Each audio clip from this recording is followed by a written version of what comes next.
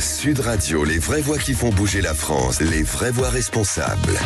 Émission un peu spéciale des vraies voix responsables. Ce soir, vu l'actualité, bus brûlé sur la rocade de Rennes, policiers visés par des jets de pavés à Lyon, Forum des Halles fermé à Paris, usine Eurolings bloquée par des manifestants pro-Palestine à Marseille. La journée a été émaillée de violences un peu partout en France. Durant ce happening appelé « On bloque tout ». Des violences qui sont désormais systématiques ou presque lors de toutes les manifestations, y compris les plus traditionnelles comme le 1er mai, mais des violences qui sont beaucoup moins présentes dans d'autres démocraties. En France, faut-il casser pour se faire entendre? C'est la question qu'on va se poser avec nos invités, Cécile. Absolument. Alors ce soir, Axel Persson sera avec nous, secrétaire général de la CGT Cheminots, Stéphane Siro, historien, spécialiste de l'histoire des grèves et du syndicalisme, professeur de l'université de Cergy-Pontoise. Bonsoir, merci d'avoir accepté notre invitation. Et puis Reda Bellage qui était avec nous, syndicaliste policier, pas du tout politique, et porte-parole d'Unité. Allez, on vous souhaite la bienvenue. On est ensemble jusqu'à 20h. Les vraies voix Sud Radio. Merci d'être avec nous. On attend Axel Persson qui va arriver d'un instant à l'autre. On va commencer avec vous, Stéphane Siro, comme vous êtes un historien spécialiste de l'histoire des grèves et du syndicalisme. Beaucoup de monde dans les rues un peu partout en France aujourd'hui, pourtant sans mobilisation syndicale. Est-ce que les syndicats sont aujourd'hui dépassés non pas par la base, mais on va dire par les côtés? Alors, ni par la base ni par les côtés, je dirais que... C'est très géométrique, hein. On a vu, par exemple, lors du mouvement sur les retraites en 2023, que les syndicats étaient capables de faire descendre dans la rue plus d'1 million de personnes à plusieurs reprises. Il y avait eu à l'époque 14 journées de mobilisation. Alors toutes n'avaient pas fait plus d'1 million de manifestants, mais le pic, y compris d'ailleurs selon les chiffres en l'occurrence du ministère de l'Intérieur, le pic avait dépassé le million. Donc ils sont capables, ces syndicats, surtout lorsqu'ils agissent en commun via l'intersyndicale, comme ce sera le cas d'ailleurs la semaine prochaine, ils sont capables de mobiliser assez largement. En revanche, là où il y a un problème, je dirais, et pour faire le lien avec ce qui était dit dans la présentation à l'instant, c'est qu'en dépit de ces chiffres assez impressionnants de manifestants, le pouvoir politique n'écoute plus et ne concède plus rien face à ce type de mobilisation. Donc en effet, c'est quelque chose qui peut inciter un certain nombre de nos concitoyens à agir de manière plus autonome, comme ils l'ont fait aujourd'hui au travers de ce mouvement Bloquons tout, précisément estimant qu'au fond, c'est plutôt des modalités d'action qui sortent des normes habituelles, qui sortent des cadres habituels, qui peuvent éventuellement faire fléchir un pouvoir politique. Oui, mais pardon, est-ce que la mobilisation avec la violence derrière, est-ce que c'est une spécificité française? Est-ce qu'on a l'impression qu'à l'étranger, c'était un peu plus calme? Ça dépend de ce qu'on appelle l'étranger. Si évidemment vous comparez avec certains pays d'Amérique latine, vous pouvez par exemple avoir dans ces pays des épisodes très chauds qui ne sont pas seulement dus au climat. En Europe, par exemple. Si on compare avec les autres grands pays d'Europe occidentale, il y a quelque chose aussi qui est différent, parce que la violence, elle est rarement unilatérale. Il se trouve, selon les spécialistes des politiques de maintien de l'ordre, que dans un certain nombre de grandes démocraties européennes, la tendance a été plutôt de mettre en place des modalités de maintien de l'ordre recherchant l'apaisement, évitant l'affrontement, évitant surtout le contact. Chez nous, c'est plutôt l'inverse qui a été promu, c'est-à-dire un maintien de l'ordre qui a plutôt tendance à se montrer, à aller au contact, et de ce fait aussi à produire une sorte de spirale qui peut susciter, ou en tout cas qui peut nourrir des formes d'affrontement et de violence. La visibilité et le contact avec les forces de l'ordre, c'est évidemment quelque chose qui peut générer de la tension. Ils sont là, les forces de l'ordre. Reda Bellage est avec nous, unité police. Est-ce qu'on a l'impression que les manifestations depuis les gilets jaunes, cet affrontement s'accélère et s'intensifie? Est-ce que c'est une vue de l'esprit? Quel regard vous avez, vous? Je suis pas du tout d'accord avec le monsieur. Pour le reste de l'analyse, oui. Après, les gilets jaunes, il y avait le préfet allemand qui avait une politique beaucoup plus répressive, on va dire. Et aujourd'hui, oui, c'est sûr que voir et être vu, c'est notre devise. Voilà. Donc, quand vous regardez les manifestations contre la réforme des retraites, les policiers, dans toutes les manifestations aujourd'hui, déclaré, je dis bien déclaré, le but premier est de protéger les manifestants. En général, les syndicats ont leur propre service de sécurité. Ils sont reçus par le directeur de l'ordre public et de la circulation. En général, les choses se passent bien avec ces gens-là. Là où on a une problématique, c'est plutôt avec la mouvance Black Bloc qui se met en avant des manifestations. Et là, à ce moment-là, on met nos casques et sur commandement, bien sûr, on fait notre travail. C'est-à-dire on va au contact, oui, parce que la problématique aussi, c'est que dans les autres pays, comme l'a dit le monsieur, c'est que dans les autres pays, peut-être qu'ils s'attaquent pas au mobilier. Peut-être qu'ils ne s'attaquent pas au restaurant, peut-être que, comme on a vu sur les images d'aujourd'hui, peut-être qu'ils ne bloquent pas des périphériques où il y a des millions d'usagers qui veulent aller travailler tôt le matin. Voilà, il faut comparer ce qui est comparable. En France, on a cette... Je ne sais pas pourquoi. Il y a moins de limites. Non, mais en fait, c'est les gens, en fait, on a l'impression que tout le monde fait... Les gens font ce qu'ils veulent, en fait. Voilà, et puis, comme l'a dit le monsieur, pour le coup, je suis d'accord, c'est qu'aujourd'hui, les méthodologies, le protocole, on va dire, a changé, puisque on l'a vu encore avec Châtelet tout à l'heure. Il suffit de faire un appel sur les réseaux sociaux et en 15 minutes, vous avez 400, 500 personnes. Moi, j'y étais tout à l'heure à Châtelet, pour tout vous dire. J'étais caché, mais j'y étais. Et excusez-moi, j'ai vu des mecs avec le visage dissimulé de partout, en fait. Et c'est interdit. C'est interdit. Qu'on le veuille ou non, c'est interdit. Alors, on le tolère parce que nous, on ne nous demande pas d'agir contre ces gens-là, mais en tout cas, j'ai vu des scènes de violence quand même. Et à chaque fois que j'ai vu des policiers, et c'est pas le cas dans d'autres pays, ils étaient sifflés, et les jeunes scandaient. Les fameux jeunes qui sont venus en paix, soi-disant, criaient, scandaient tout le monde déteste la police. Voilà. Donc moi, c'est ce que j'ai vu, j'y étais, donc je ne vais pas inventer. Parce que je vois un peu dans les médias que non, c'est pas si grave que ça. Non. Moi, je regarde, alors oui, c'est peut-être le côté policier, je regarde aussi le côté négatif, et je vois qu'en termes d'évolution, on n'est pas sur la bonne... Pas sur la bonne voie. Axel Persson, vous êtes secrétaire général de la CGT Cheminot, on vous connaît bien sur Sud Radio également. Bonsoir. Le Trappé Rambouillet, absolument. Oui. Est-ce que quelque part, j'ai posé la question à Stéphane Siro au début, c'était pas à l'appel de nombreux syndicats, aujourd'hui c'est le moins qu'on puisse dire, hein. Est-ce que vous n'êtes pas un peu dépassé, j'ai dit pas par la base, mais par les côtés aujourd'hui? Non, c'est-à-dire qu'en effet, cet appel, il n'origine pas, il n'a pas pour origine les syndicats. Voilà. En revanche, après, les syndicats se sont posé la question, qu'est-ce qu'on fait, sachant que cet appel, nous, ce qu'on constatait, c'était qu'il est en train de migrer doucement mais sûrement des réseaux sociaux vers la vie réelle, puisque ça commence à indiquer dans les entreprises, y compris moi à la SNCF où je travaille. Qu'est-ce qui vous a donné envie d'y aller, ou qu'est-ce qui, justement, vous faisait douter de dire est-ce qu'il faut vraiment qu'on y aille? En fait, on a appliqué un peu les fondamentaux, c'est-à-dire on a réuni les syndiqués, on a réuni les salariés en général, et puis on a dit qu'est-ce qu'on fait. Et du moins ceux qui se reconnaissaient dans cette mobilisation étaient plus nombreux que ceux qui ne se reconnaissaient pas, et donc on demandait à ce que la CGT en particulier, puisque je parle là en tant que militant CGT, mais ça s'est posé de la même façon dans d'autres organisations syndicales, dit non, nous il faut en tout cas qu'on soit pas un obstacle à la réussite de cette journée, au contraire il faut mettre tout en œuvre pour que ce soit une réussite, et notamment ça passait par des appels à la grève et le dépôt de préavis de grève pour permettre aux gens de participer à toutes les actions et d'y prendre leur part, soit en cessant le travail ou soit en cessant le travail et en participant aux actions de blocage, de manifestation, peu importe ce qu'ils voulaient faire aujourd'hui. Et au vu du bilan qu'on tire de la journée, on sait que ce sera une première étape, mais on l'estime plutôt une réussite, puisque j'invite, et c'est rare, j'inviterai, je prends pour témoin le Premier ministre désormais déchu, qui l'a dit lui-même de manière pour le coup assez claire, en disant qu'il avait la certitude qu'il ne pourrait mener à bien la politique qu'il prônait de par l'apparition de ce mouvement du 10 septembre. Donc pour le coup, je pense que l'analyse du Premier ministre est correcte, et de l'ancien Premier ministre est correcte, et donc maintenant la question qui va se poser, c'est une première étape de remporter, mais maintenant quelle va être la suite?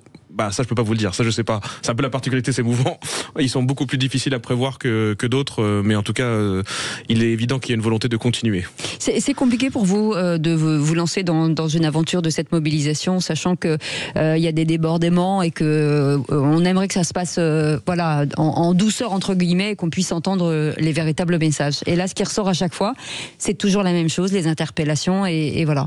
Oui, après ça fait partie, parce que c'est bon, que ce soit sur les manifs des retraites ou sur cette mobilisation-là, en général, il y a toujours ce débat-là. Après, quand même, si on peut en mesure garder, je sais pas si vous avez vu quelqu'un en parler, est-ce qu'en gros c'est dans les seuls, est-ce que c'est que en France qu'il y a des confrontations, c'est passé un peu sous les radars, mais je pense que ça va peut-être revenir dans les médias, par exemple dans un pays certes moins connu, mais en tout cas en Europe, le Népal par exemple. Oui, le Népal, c'est pas en Europe. Non, c'est pas en Europe, mais je le parle parce qu'il y a une actualité. Oui, C'est-à-dire qu'aujourd'hui, on a vu au Népal. voilà, c'est qu'aujourd'hui, littéralement. À moins qu'ils soient en Europe, on n'est pas prévenus.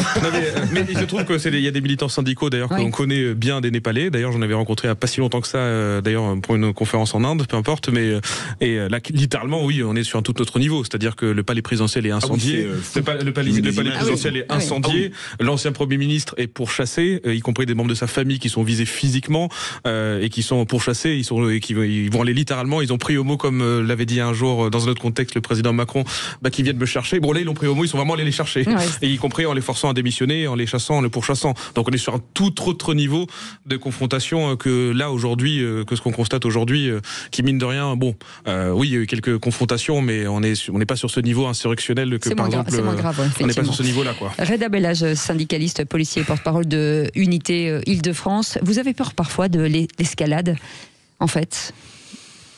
On n'a pas peur, mais ce qui m'inquiète, vous savez... Vous redoutez peut-être. Non, mais vous avez une demi-finale où, en tout cas, mon organisation syndicale avait averti, la préfecture de police avait averti tout le monde en disant « Attention, si Paris gagne la demi-finale, ça va mal se passer à Paris ».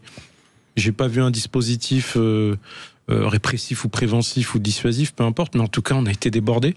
Il y a eu 150 interpellations, il y a eu que 5 déferments. Donc moi, si je suis Black Bloc ou si je veux brûler quelque chose, j'y retourne. Honnêtement, j'y retourne. Parce que je sais que je ne risque absolument rien.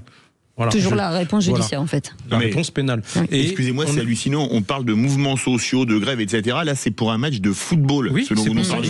Et en plus, c'est pas une défaite où on casse tout parce qu'on est furieux, on est en finale de Ligue des Champions. Par rapport à l'époque des Gilets jaunes, il s'est passé beaucoup de choses. Et aujourd'hui, en France, quand vous voulez exprimer votre joie ou votre colère, ce que je constate moi en tant que policier, et ce que constatent mes collègues sur le terrain, c'est qu'en fait, on ne sait plus exprimer de la joie ou de la colère sans qu'il y ait des dégradations, des violences contre les forces de l'ordre ou des agressions. Et c'est ça qui me dérange aujourd'hui. Alors, je ne reviens pas sur vous, monsieur, mais moi, j'ai du mal à minimiser les choses parce que ça fait 28 ans que je suis dans la police et ça fait 28 ans que je vois que ça se dégrade, en fait. Et donc, j'aime pas... Enfin, excusez-moi, sans vous manquer de respect, j'aime pas qu'on me dise « Oh, ça va, il y a eu quelques... » Non. Il n'y a rien en fait.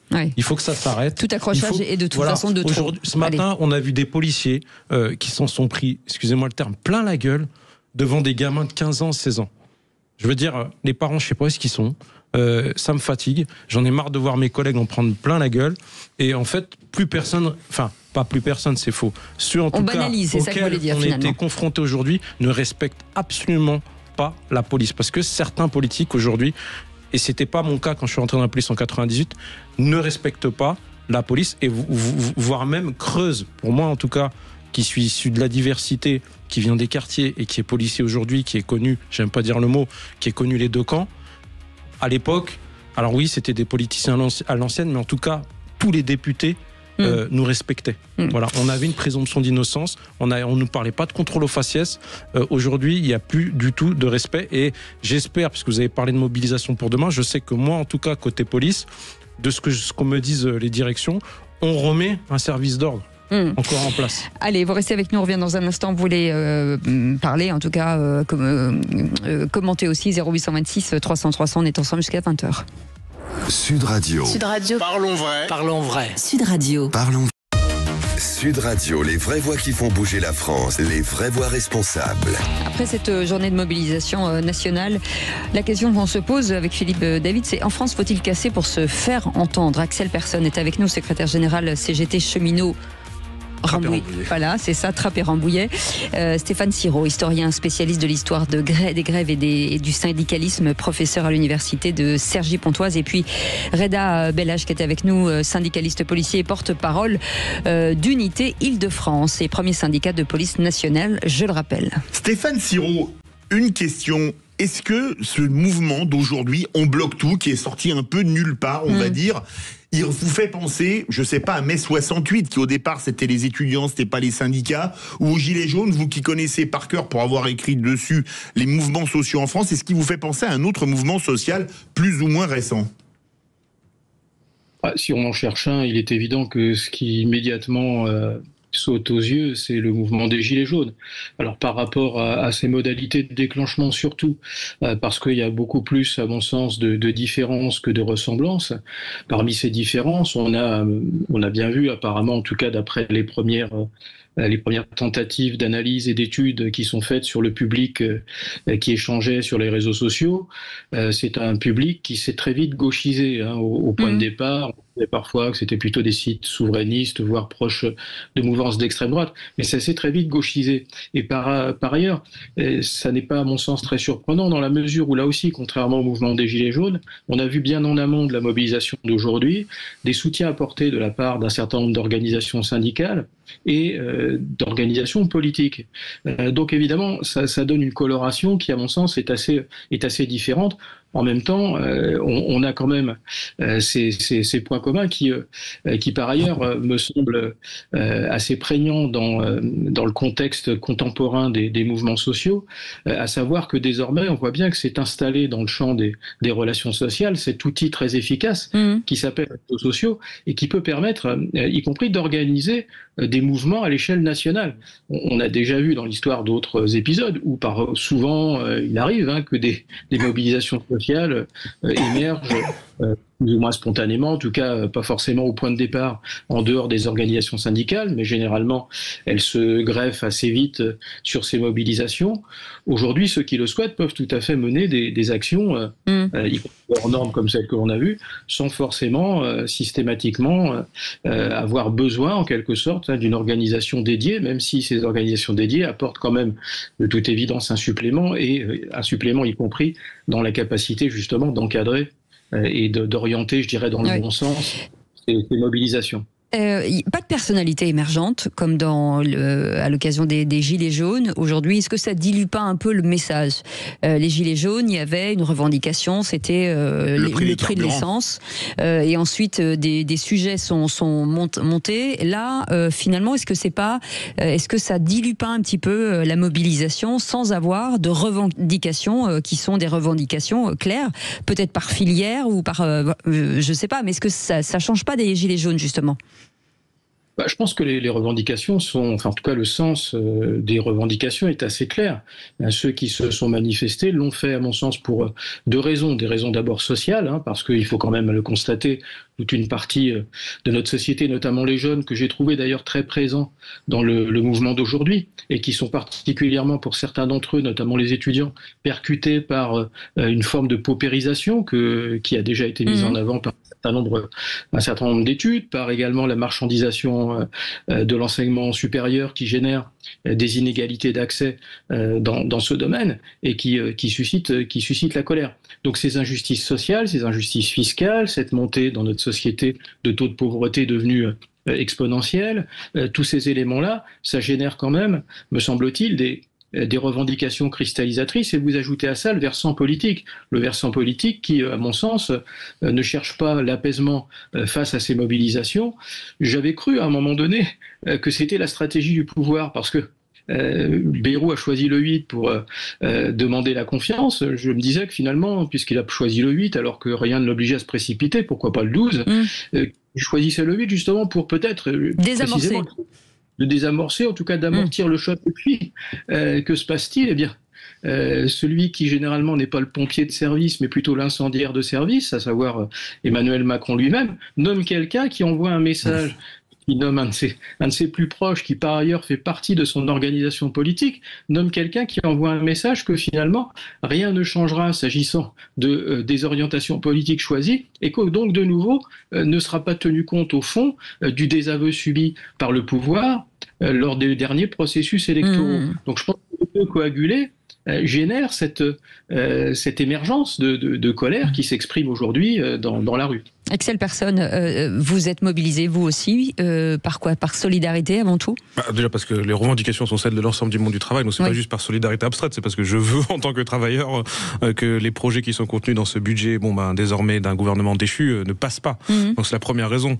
Et ensuite, on s'est mobilisé donc par la grève, et puis on a participé aux actions, notamment là sur ma zone de Trappes. Il y avait ce matin des actions de blocage de dépôts de bus, qui ensuite ont été suivies par les manifestations qu'il y a eu à Paris, et j'étais personnellement à un rassemblement le matin dans dans Paris, par exemple.